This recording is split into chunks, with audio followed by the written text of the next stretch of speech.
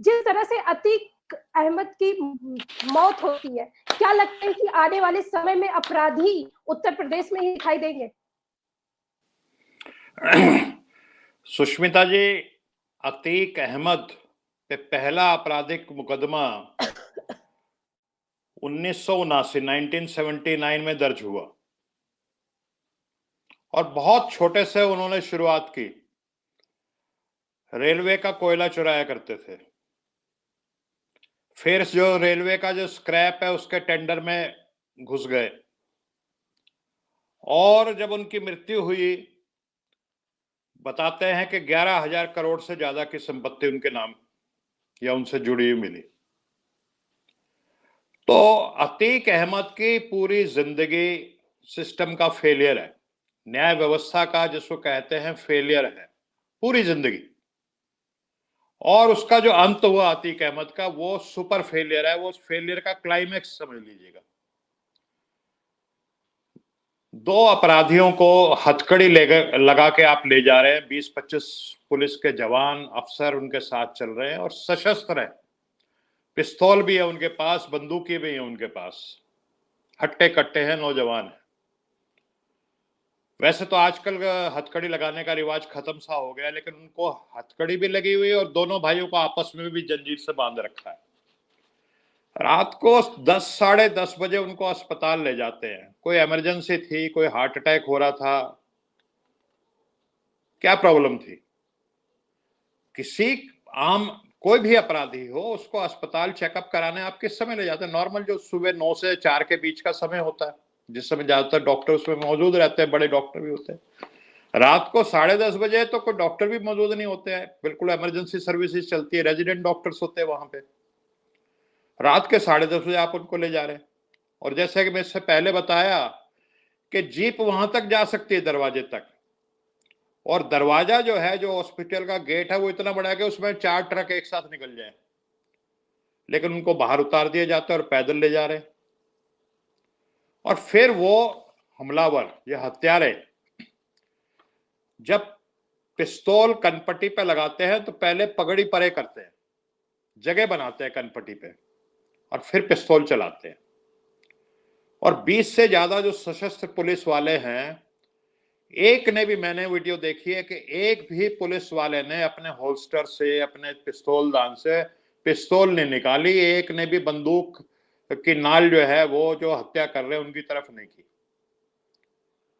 और फिर वो जय श्री राम लगाते हैं और फिर उनको चारों ओर घेर करके वो ले जाते हैं। तो ऐसा इंसिडेंट हुआ है कि दुनिया के तमाम पत्रकारों में, तमाम अखबारों में इसका जिक्र है, चाहे वो अमेरिका के हों, यूरोप के हों, जापान के हों, अल जजीरा हो, बीबीसी हो, क्योंकि ऐसा हत्याकांड दुनिया में कहीं देखने को नहीं मिला। हमारे देश में पाकिस्तान को बहुत बुरा भला गया, पाकिस्तान में भी ऐसा कुछ नहीं हुआ कि 20 सशस्त्र नौजवानों के बीच में कोई व्यक्ति चल रहा है और उसके कनपट्टी पे लगा दिया। वो अलग बात है कि कोई छत पे बैठा, उससे वहां से उसने निशाना साधा या दूर से गोली मार दी। कनपट्टी में 20 पुलिस के जवानों के बीच में घुस करके, ये तो हॉलीवुड बॉलीवुड की फिल्मों में भी सीन शायद देखने को नहीं मिला हो कभी। तो इस तरह का जो फेलियर है वो अल्टीमेट है। चंद लोग इस फेलियर पे, हो सकता है उनको खुशी लग रही है, उनको लगता है कि ये दूसरे के साथ हो सकता है, लेकिन जब पुलिस को, अब जिन्होंने सिस्टम बनाया है सदियों से, और हमारे देश में नहीं, न्याय व्यवस्था तो यूरोप में ज्यादा डेवलप हुई और ब्रिटिश जुडिशियल सिस्टम ही हमारे देश में है, तो उन्होंने बहुत सोच समझ करके बनाया है। दंड देने का अधिकार किसी और को दिया है और इन्वेस्टिगेशन का अधिकार किसी और को दिया है। अगर पुलिस या 140 करोड़ भारतीय अपने हाथ में बंदूक रख करके किसी को भी अपना, भाई ये इसने गलत किया है, इसको मैं दंड दूंगा, दंड देने लग जाएंगे, तो देश में क्या होगा? ये तो सोमालिया, अफगानिस्तान से भी बुरा हाल हो जाएगा। तो ये बहुत ही सोचने का समय है। और जिस तरह से एनकाउंटर्स के ऊपर लोग ताली बजा रहे हैं, अगर इनको बढ़ावा दिया गया तो वो समय दूर नहीं जब थानेदार जो है वो सुपारी लिया करेंगे, फिर किसी अपराधी को सुपारी नहीं दी जाएगी, फिर तो थानेदार को सुपारी दे दी जाएगी। और एक वकील साहब है, विवेक तिवारी जी, जिन्होंने सुप्रीम कोर्ट में एक याचिका दायर की है कि जो 2017 से लेकर आज तक जितने भी एनकाउंटर्स हुए हैं 183 के आसपास उनका नंबर है, उन पे एक कमेटी बैठनी चाहिए, सुप्रीम कोर्ट का जस्टिस उस कमेटी का चेयर करे और उनकी जांच हो। नोएडा में एक एनकाउंटर हुआ जिस व्यक्ति का, वो नौजवान लड़का जिम चलाता था, को उसका आपराधिक रिकॉर्ड भी नहीं था कोई, उसका एनकाउंटर हो गया। अब उसके एनकाउंटर वो करने वाले को सजा मिले तो उसका परिवार उस पर लग गया, सालों बीत गए। उसकी पत्नी को, उसके परिवार को इतना धमकाया गया कि आपके साथ ये हो जाएगा, वो हो जाएगा। उससे तंग आकर के उसकी पत्नी ने भी हाल में आत्महत्या कर ली। ये हाल है उत्तर प्रदेश में। और आप उन 183 जो एनकाउंटर हैं उनकी लिस्ट उठा लीजिएगा, ज्यादातर गरीब, किसान, मजदूर, दलित, पिछड़े, आदिवासी वो मिलेंगे आपको। तो गरीब के साथ बहुत सारे नाम लिए अजय जी ने, एक से एक बढ़कर अपराधी और एक से एक खुखार, जिन पे दर्जनों नहीं सैकड़ों मुकदमे दर्ज है, वो घूम रहे हैं। उनके साथ उनका बाल भी बांका नहीं होता, उनको कोई पिन भी नहीं मारता। तो हमारी जो पूरी न्याय व्यवस्था है उसके ऊपर एक प्रश्न चिन्ह लग गया है। और अगर ये सिस्टम को बढ़ावा दिया गया तो उसमें आप और हम भी सुरक्षित नहीं है। कोई भी कल को कोई भी अपराधी आकर के, आजकल तो 500-700 रुपए में भी कट्टा मिल जाता है, तो कोई भी अपराधी आकर के किसी को देने जाएगा और कहेगा जी मैंने तो दंड दिया है इसको। जी सुष्मिता जी, जिस तरह से मीडिया का रोल सामने आया है, जिस तरह से हर जगह मीडिया के ऊपर सवाल खड़े हो रहे हैं कि क्या हर जगह जैसे मीडिया चली जाती है तुरंत ही बाइट लिया जाता है, लेकिन अब क्या रूल बदल दिए जाएंगे मीडिया के लिए, वो स्वतंत्रता नहीं रहेगी मीडिया को?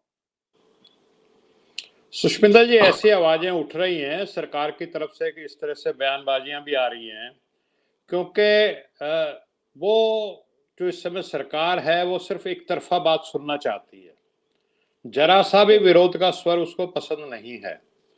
तो इस तरह की बातें चल रही हैं कि सोशल मीडिया पे भी कुछ एक तरह से कंट्रोल किया जाए, उसके तरीके हो रहे हैं, उसके कानून बन रहे हैं। और मैं पिछले दिनों पढ़ रहा था इलॉन मस्क के बारे में। इलॉन मस्क से किसी ने, बीबीसी ने पूछा कि आपने भाई आपका ट्विटर इंडिया में कैसे काम कर रहा है, और बीबीसी के बारे में आपने रीच कम कर दी जो लोग कुछ ट्वीट कर रहे थे। तो इलॉन मस्क ने बड़ी महत्वपूर्ण बात कही। उसने कहा कि मुझे अपने कर्मचारियों की सुरक्षा की भी चिंता है जो वहां काम कर रहे हैं। अब ये एक बहुत बड़ी स्टेटमेंट है इलॉन मस्क के मुंह से। तो मीडिया के बारे में जो कुछ हो रहा है वो सब आप जानते ही हैं। और जिस तरह से एक बहुत बड़ी बात हुई कि 3 हत्यारों की पुलिस रिमांड नहीं लिया गया। देखिए, वो तो जिसको कहते हैं ना, एक बाहर की कड़ी है, जैसे कोई विश्व वृक्ष होता है उसका एक पत्ता भर है वो, तो उस वृक्ष की जड़ें कहाँ तक जा रही हैं, कौन है जिन्होंने उनको इतने आधुनिक हथियार मुहैया कराए। जिस हत्यारे के जो जो उसके इतनी बस की बात नहीं कि अपनी माँ के सर के ऊपर एक छप्पर भी दे दे, कूड़ेदान के प्लास्टिक का वो पन्नी से वो के नीचे उसकी माँ रह रही है, और उसके पास इतने अत्याधुनिक हथियार उसके पास है, तो कहां से आए ये 3 अलग अलग परिवेश के बच्चे, नौजवान एक साथ कैसे इकट्ठे हुए? पुलिस रिमांड होनी चाहिए, नहीं हो रही। तो बहुत सवाल है सुष्मिता जी, सारा चर्चा करेंगे तो शायद सारी रात निकल जाए। जी।